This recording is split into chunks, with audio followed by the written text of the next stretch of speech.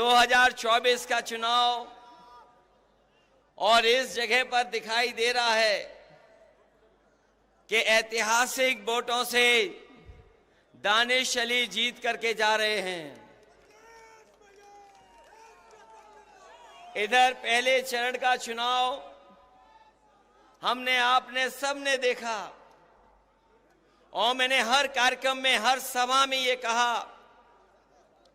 कि इस बार पश्चिम की हवा जो चलेगी वो भारतीय जनता पार्टी का न केवल उत्तर प्रदेश बल्कि देश में सफाया करेगी।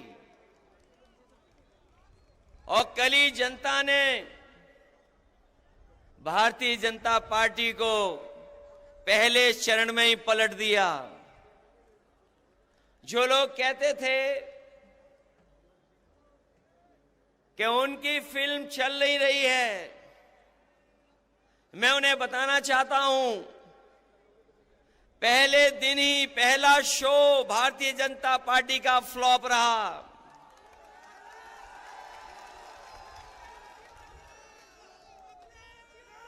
उनकी झूठी कहानी कोई सुनना नहीं चाहता।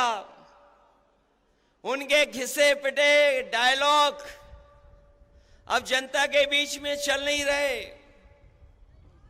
उनकी सब खिड़कियां खाली हैं, कोई उत्साह नहीं दिखाई दे रहा है।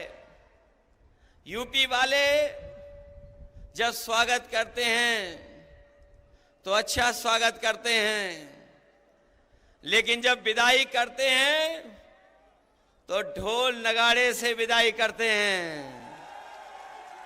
इस बार तो अमरोहा की ढोलक बज करके भारतीय जनता पार्टी की विदाई होने जा रही है। जो कभी जुमले लेकर के आए थे, जिन्होंने कहा किसान की आय दोगुनी हो जाएगी, आज 10 साल हो गए, बताओ किसी किसान की आय दोगुनी हो गई हो? कोई हमारा बुनकर भाई खुशहाल हो गया हो? हमारे नौजवानों को कहा कि नौकरी देंगे हर साल 2 करोड़। बताओ बेरोजगारी इस तरीके से फैली है और सरकार जानबूझ करके बेरोजगार रखना चाहती है। अभी जितनी भी सरकार में परीक्षाएं हुई हैं, सब पेपर लीक हो गए। पहला पेपर लीक हुआ, सरकार सावधान नहीं हुई। उसके बाद जितनी परीक्षाएं हुई सब में पेपर लीक हो गए। और कई बार मैंने कहा कि 60 लाख बच्चों का, 60 लाख नौजवानों का भविष्य अंधकार में डाल दिया इस सरकार ने। और अगर किसान नाराज हैं, अगर हमारा नौजवान भी नाराज है, और अगर 60 लाख बच्चों के परिवार का इन्होंने भविष्य छीना है, तो केवल अगर हम 60 लाख के परिवार के लोगों की नाराजगी को गिन लें, अगर एक परिवार में 3 लोग इस सरकार से नाराज हैं, तो 60 लाख बच्चों का पेपर लीक किया इन्होंने। अगर 60 लाख का गुणा हम 3 से करें तो 1 करोड़ 80 लाख बनता है। और 1 करोड़ 80 लाख अगर हम 80 लोकसभाओं से भाग दे दें तो बताओ 2,25,000 वोट कम हो रहा है हर लोकसभा में, क्या नहीं कम हो रहा है? और जिस तरीके से खुल करके बहुत सारे परंपरागत वोट जो बीजेपी को मिला करता था, वो खुल करके विरोध कर रहे हैं। हर लोकसभा में पंचायत हो रही है। ऐसे परंपरागत वोट जो भारतीय जनता पार्टी के खिलाफ खड़े हो गए हैं, मैं उनकी राजनीतिक चेतना को धन्यवाद और बधाई देता हूं कि वो भारतीय जनता पार्टी को हराने के लिए अपना पंचायत कर करके फैसला ले रहे हैं। मैं उनको बधाई देता हूं।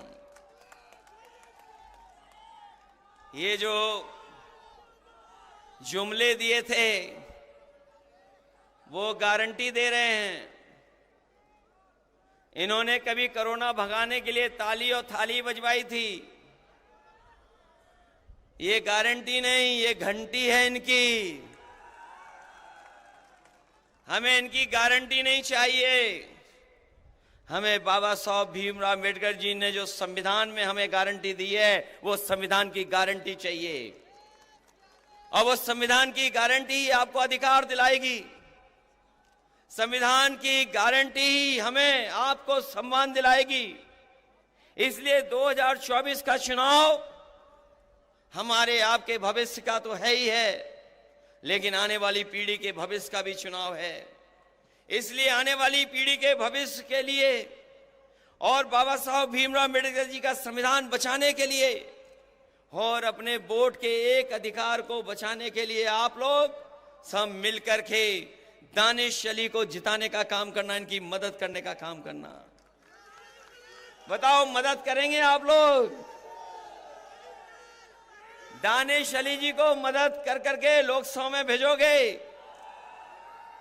हमारे विधायक ये कह रहे थे, महबूब अली जी ने बहुत काम किया है, सड़कें बनवाई, पुल बनवाए, फ्लाईओवर बनवाए, एम्बुलेंस चलवाई, पुलिस के लिए गाड़ी चलवाई, सरकार में बहुत काम हुए हैं, सड़कें बनी और ये स्टेडियम भी बना।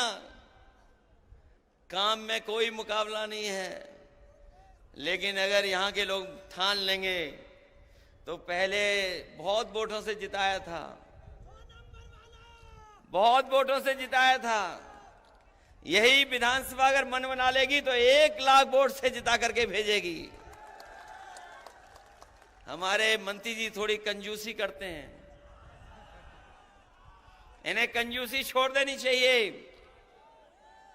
इसलिए साथियों, हम आपसे विशेष समय पर अपील करने आए हैं। ये गठबंधन जो बना है, यहां एक एक बैठे नौजवान बुजुर्ग चाहते थे ये गठबंधन बने।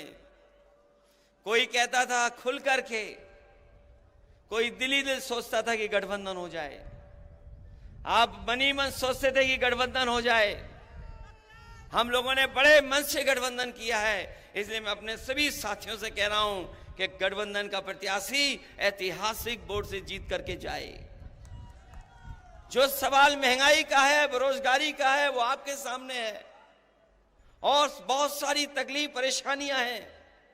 उत्तर प्रदेश और दिल्ली की सरकार ने मिलकर के उत्तर प्रदेश के साथ भेदभाव किया है और इस भेदभाव को मिटाने के लिए और अपने मान सम्मान के लिए और संविधान बचाने के लिए आप लोग वोट कर देना।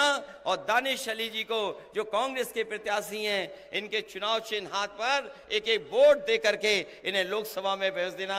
यही मैं कहने आया हूं। आप सबका बहुत बहुत आभारी हूं। अपने नेताओं का भी धन्यवाद, कांग्रेस और तमाम दल के लोग हैं उन सबका बहुत बहुत धन्यवाद। इस उम्मीद और इस भरोसे के साथ कि जब अगली बार लोकसभा में जाएंगे तो दानिश अली जी वहां दिखाई देंगे और आपकी आवाज को लोकसभा में बैठ करके बुलंद करने का काम करेंगे। बहुत बहुत धन्यवाद आपका।